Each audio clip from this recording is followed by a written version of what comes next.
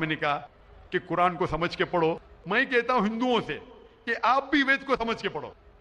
मैं कहता हूं इंडियन गवर्नमेंट से कि संस्कृत कम से कम हिंदुओं के लिए फर्ज करो, तो हिंदू कम से कम संस्कृत पढ़ सकेंगे, अपने मजहब के करीब आएंगे और हिंदू मुस्लिम भी करीब हो जाएंगे।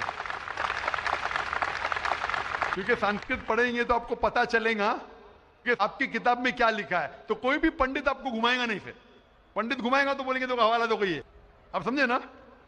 अरे बहुत से हिंदू मेरे जो सुनते मुझे अपने पंडित से पूछते गए मुसलमान है जो ऐसा करता है, तो बोलते अरे अरे वो मुसलमान को सुनो मत। अरे क्यों नहीं सुनो भाई, मैं अगर हवाला गलत दे रहा हूं तो आप आके पूछ सकते मुझे कि आपने जो हवाला दिया वेद का गलत है।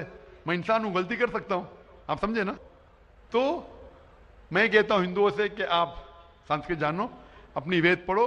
ताला विला कलिमतिन सवाइन बैना बैनकुम, आओ हम उस बात की तरफ जो आप और हम यकसा है, यकसानियत की तरफ आएंगे तो हिंदू मुसलमान एक हो जाएंगे।